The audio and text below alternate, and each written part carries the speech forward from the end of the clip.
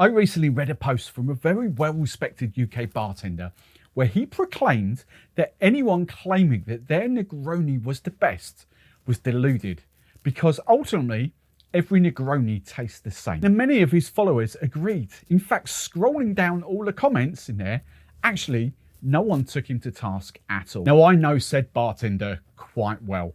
I know what he posted was a little bit of banter. I know that he didn't actually believe that himself, because he himself is quite a big gin fan. And I know putting a substandard gin in his Negroni would probably make him think, that's a bit naff. So that got me thinking, because that is a great subject for a video. How do you get your Negroni to stand out? How do you make the ultimate Negroni?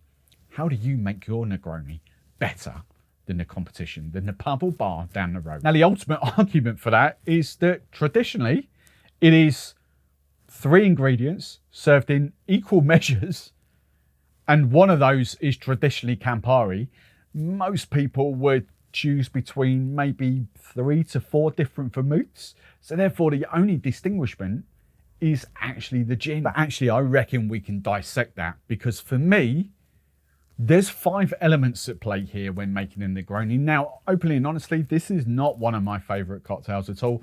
In fact, chances are I would never actually order a Negroni while I was out, or one of the variants like a Boulevardier, or I forget what the rum version is, like a Jamaican, I forget, a Kingston Negroni.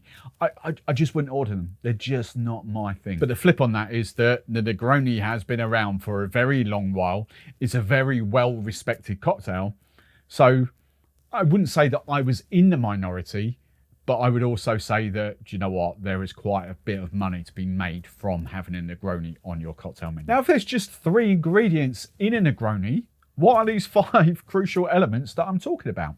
Well, let's dissect this. And the first ingredient we have to come onto is the gin. Now, is there such a thing as the best gin for a Negroni? No, of course there's not. It's very subjective. What I might like, someone else might hate. What someone else might like, I would probably hate. You know, gin at its base level is just, you know, a juniper flavoured vodka. Sorry if that's a bombshell, but that is all it is. Take a bottle of vodka, like a few juniper berries in there, and you have legally and technically got gin. However, where gin does go into the variances is with all the other different botanicals that might be added to it. Some are very easy. Some might be 2, 3, 4 botanicals, especially the US styles of gin.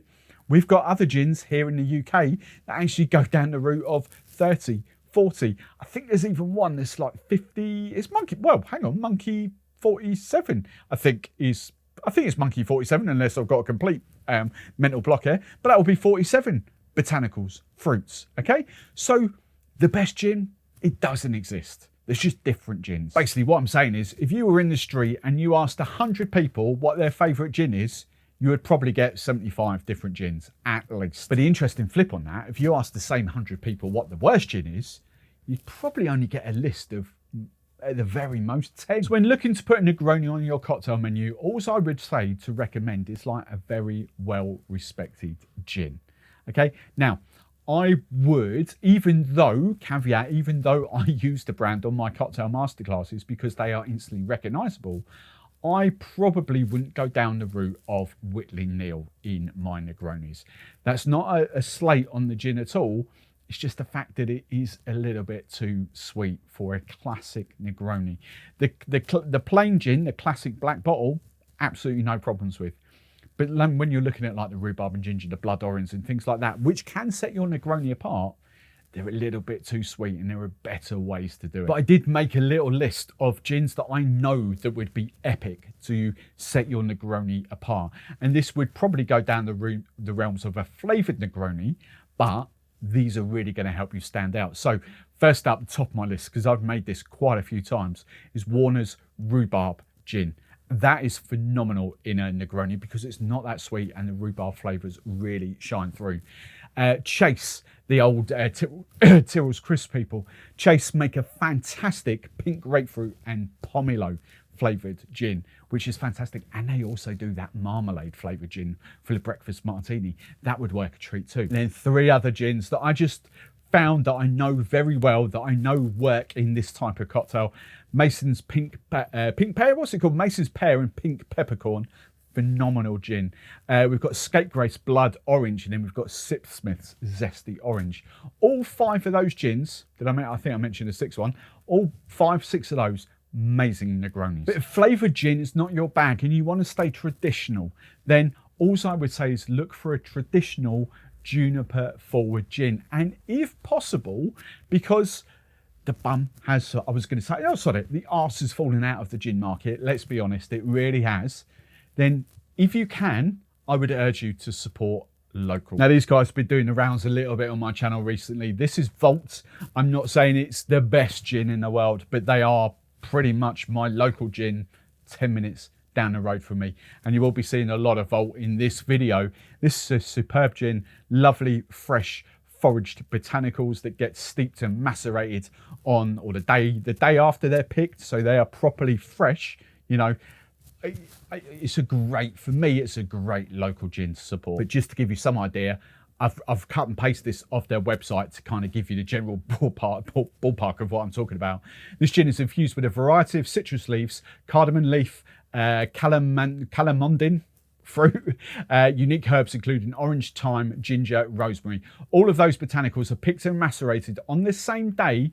After 24 hours, the infusion is distilled under vacuum at 45 degrees C to preserve the botanical freshness. So each gin distillery is going to do their own thing with their own different botanicals. There is no right or wrong, but that's why I say support local, because they will be doing their own thing and they'll be doing it pretty well. Now the second part of your Negroni is the Campari. You walk around 90 bars, maybe even 95 bars out of 100, and it will be this. It will be Campari. That is pretty much the market leader. And to a lot of people, a lot of wholesalers that supply the industry, this will be pretty much your only alternative, if that's the right word, your only option to make to you to buy for a Negroni. But of course, in this day and age, there is always room for improvement. We are so lucky here in the UK. We have got alternatives for everything. And whether you like it or not, or like the brand or not, I promise you there are alternatives to be had. So, and I promise you this isn't a Vault paid promotion video. As I say, it's just me supporting local. But there is a big difference here. This is Vault's bitter. So Vault are aperitivo. They're vermouth and bitter. They do make a gin and they do make a vodka. But this is what kind of got me for this, because I would never dream of pouring a Campari in a glass and drinking it neat. However, this stuff is not as sweet. If that's a thing in my head, I never really interpreted that as sweet until I tasted this. This is flipping delicious. I'd quite happily drink this neat. It has got that bitterness to it, but it's not bitter in your face. There is plenty of zesty orange that comes out in this. There's even a little bit of sort of rhubarb that comes out in this as well. Now, I've got no flipping idea of what goes into Campari. I'm not even overly convinced Campari publish a list of what botanicals and what roots they put in that to make it bitter. But here on the Vault website, just to give you an idea of how your bitters can differ. And if you go back a few years to when I was like pre-rum, I used to have a brand here called Pampel, which was a grapefruit aperitivo, a grapefruit version of this. Not quite strong, wouldn't really hold up in a Negroni, but again, it's the option is there. So to quote the website, this is an infusion of several key botanicals and fruits, including orange peel, gentian. Gentian would be your kind of bittering agent, fig, and oregano. This base is then perfectly balanced with a fresh infusion of garden herbs, including sage, rosemary, and then finished with English wine and minimal sugar. Now, long-term viewers will know I've got a little bit of a sweet tooth, not excessively sweet, but I have got a little bit. I always classify it as a fruity tooth, which, yes, is a little bit sweet, but I would never deem that as sweet. But after drinking this, which is absolutely delicious, that really does, for me, make Campari quite sweet. I mean, get a bottle of that and just make Americanos with that and soda and like a fresh wedge of orange or something like that. Honestly, it's delicious. So what I'm getting at, are those two ingredients going to make hugely different Negronis? Yes, of course they are. Now, the third component to a Negroni is obviously your vermouth. And to most people, they would term this as sweet vermouth, red vermouth.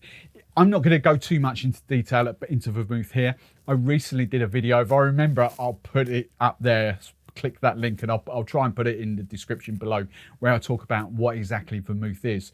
But again, there are so many different vermouths available here in the UK. I will, you know, if you watch that video, it'll be like a complete bombshell about how vermouth can be different. You know, most people would term vermouth as martini. In fact, most people, as I said in that video, wouldn't even deem martini as a vermouth. They think martini is its own thing, but martini is a brand of vermouth, same as Cinzano, but we can do so much better than martini in this day and age. But to give you the brief highlights of 4 ways that a vermouth can differ. And then, you know, once you kind of understand that, you can go off in many different tangents. So vermouth is kind of like a fortified aromatized wine.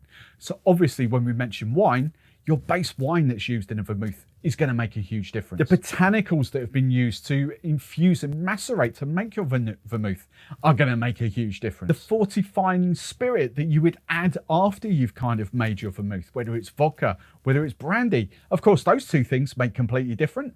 You know, they are going to make your vermouth taste completely and utterly different. And then we come down to the sweetener, because some of these vermouths will obviously have a little bit of sweetener added. You know, some of these have got honey, some are demerara sugar, some are plain sugar. Now, if you're telling me that those 3 things taste the same, then again, you are completely misguided.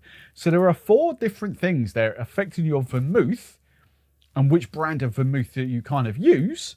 So now you'll appreciate that whatever brand you actually do decide on could taste completely and utterly different to the bar down the road. But to quote this from the website, again, I've taken the little botanicals, the little tasting notes that we've got here.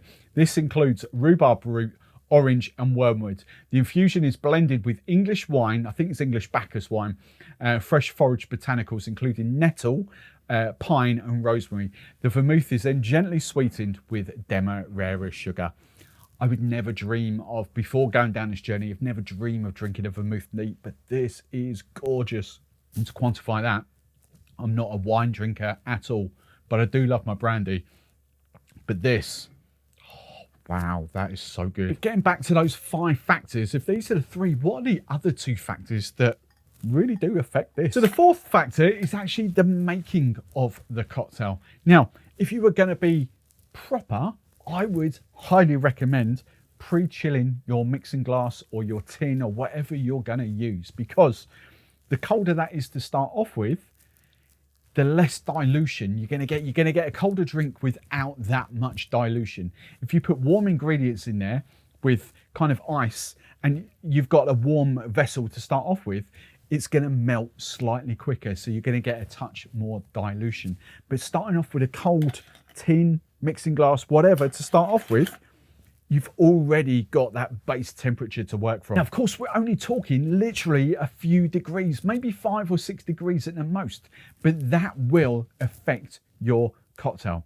But the key point to note here is, if you're doing this in a pub or a bar environment, then make sure you keep it to standard. If you're going to pre-chill your glass or pre-chill your tin before you make it, then make sure you do that for every single Negroni you do, because if you do it for the first one and then not for the second one, they're going to be 2 completely different drinks, even though you've served or used the same ingredients. But you could also go a step further and do what I do. Keep them in the fridge or a freezer. Now, I don't keep the gin, but I keep the bitter and I keep the vermouth in the fridge. And the fridge is actually about sort of 4 degrees at the most, 3 to 4 degrees. I keep it quite cold. So again, having them cold to start off with is going to mean less dilution, less watered down, but a colder drink. You want that. You do need a little bit of dilution in a Negroni, obviously, but it's the temperature that's more important. Now, before we get on to the 5th and final point, let's just very quickly make a Negroni. So we're going 30 ml of your gin, 30 ml of your bitter or Campari, 30 ml of your red or Rosso vermouth. Then if you can, proper like chunky ice that's hopefully come straight out of your ice machine, or if you're like me, straight out the freezer. Stir for however long you want to, 10, 15 seconds for me. And then we come on to the 5th factor, which is serving it up. Ideally, you want a glass out the freezer or out of the fridge so it's nice and cold. So again, you're not transferring a cold drink to a warm glass. And then You can, I've got a big chunk of ice here. I've tried to do clear ice, but I've got a big sort of 5 centimetre chunky ice here. You could go like nice, decent chunks. Don't go wet ice. You want frozen ice, and then simply strain that in. Now, before I finish, there's a couple of other little things I just want to quickly touch on before I let you go and kind of make your Negronis. First up, let's talk about the garnish. Again, I think a zest of orange will work exceptionally well. But does a zest of orange do anything different than like a dehydrated orange that you've got in the back bar? No. For me, identical. Mixologists will probably tell you it's different, but you immerse that in your drink there, pop it on the side there, and you're going to get that sort of zesty flavour, that zesty aroma from those dried oranges. But the other way to go is obviously bitters, and these will help you stand out. Now, as I've got all these to play with for drink stuff, I'm just going to pick 3 here. Chocolate would be another one, to be fair. You know, so the Unde Vincente, I class them as a lot more to it than that, but just slightly, basically it translates as just under 21. So I think it's like 19 different botanicals in there, but it's cherry. Cherry forward is there. We've got the burlesque, which is acai and hibiscus. We've got the orange, which we know works in the Negroni, and we've got chocolate in there. Things like that, 10 drops of these, which will kind of equate to, at the very most, list price, 15 pence extra in your cocktail, will completely transform your Negroni. And again, the whole point being to make that Negroni stand out from the pub or bar down the road that's serving exactly the same drink. So I'm going to do my 10 drops. Now, of course, you can stir that in, but another thing that I like to do, I like to put it on a big chunk of ice so that it gradually kind of alters the taste of the drink as you sip through it. So to sum up, do all Negronis taste the same? No, they flipping don't. And actually, with those bitters, that taste, even though that's the same, I love that. That's a great alternative. I think after making this video, would that change my perceptions of a Negroni? Would I order Negroni if I was out? I definitely wouldn't if I was out, because the chances are 95% of the time I'm going to be Campari, a standard gin, and a pretty standard vermouth. I really like these because they're different. Would I make a Negroni at home? There might be occasional chances or occasional times where I fancy a Negroni. It's still not one of my favourite drinks, but the point I made earlier in this video, it's a classic cocktail for a reason. People do request it. So if you can make your Negroni 10 times better than the Negroni the bar down the road is serving, you've won a customer. I'll see you next time. Cheers.